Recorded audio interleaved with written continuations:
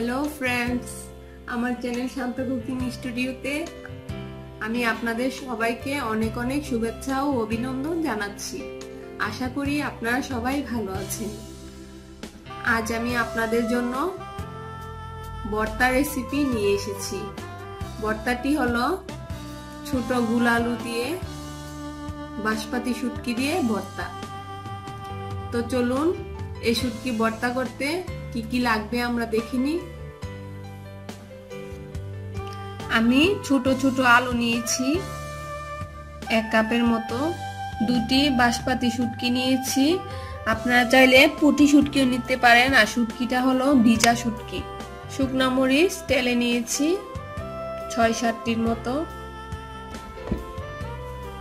1/2 কাপের চেয়ে কম ধনেপাতা কুচি নিয়েছি। পেঁয়াজ নিয়েছি 1/2 কাপ কুচি করে।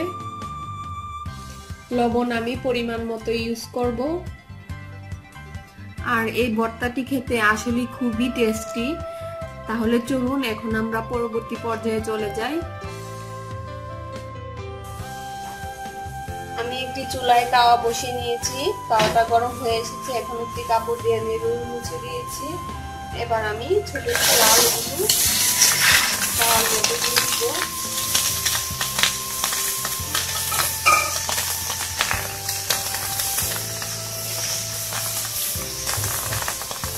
ঢাকনা দিয়ে ঢেকে দিব আর চুলার আঁচটা কমিয়ে দিব। এখন আমি ঢাকনাটা উঠিয়ে আলুগুলোকে উল্টে পাল্টে দিব, কারণ না উল্টালে এক পাশ হবে আর এক পাশ হবে না।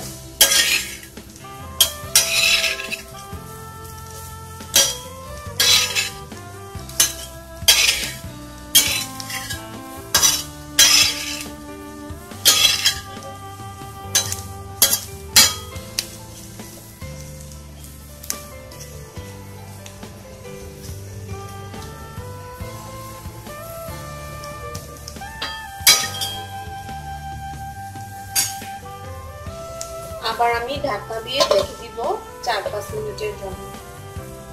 আমরা ঢাকনাটা উঠিয়ে দেখে নিব। দেখুন আলুগুলা কি ভাজা ভাজা হয়েছে। ভর্তাটা অনেক মজা হবে। এখন আমরা আলুগুলো একটু পাত্রে তুলে নিব। আর চুলায় আমরা একটি তাওয়া গরম করে নিয়েছি। এখন আমি এই শুটকিগুলো আবার একটু ফেলে নিব। এবার আমরা শুকনা মরিচগুলোকে পাটায় পিষে নিব। মরিচগুলোকে আমি আগেই তাওয়ার মধ্যে টেলে নিয়েছিলাম। এবার আমরা শুটকিটাকে বেটে নিব। শুটকিও আমি আগে ভালো করে ধুয়ে নিয়েছিলাম।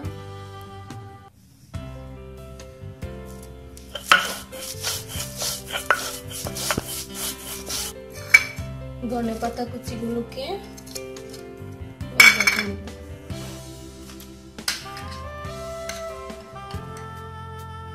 1/2 টিস্পুনের মতো লবণ দিয়ে দিচ্ছি।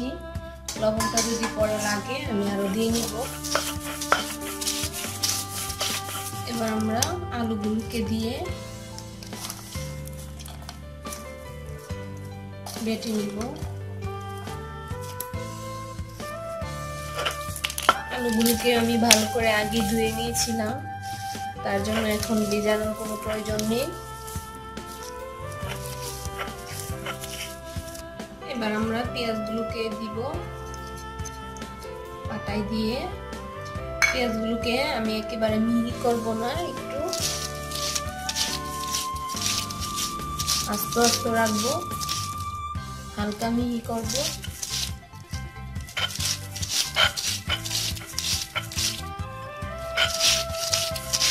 এবার আমরা সবগুলোকে একসাথে এভাবে এবার আমরা একটা বাটা দিয়ে নিব।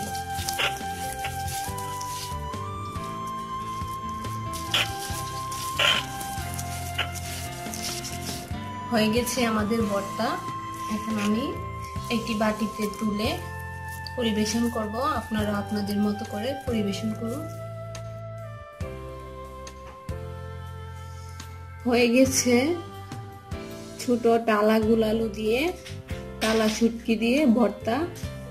তো এই রেসিপিটি আশা করি আপনাদের ভালো লেগেছে। আর এই ভর্তাটি খেতে খুবই সুস্বাদু এবং টেস্টি। আর আরো সহজ সহজ সুন্দর সুন্দর রেসিপি পেতে প্রতিদিন আপনার ওয়ালে আমাদের চ্যানেলটি সাবস্ক্রাইব করে রাখুন। সবাই ভালো থাকবেন, সুস্থ থাকবেন। সবাইকে ধন্যবাদ। খুদা হাফেজ।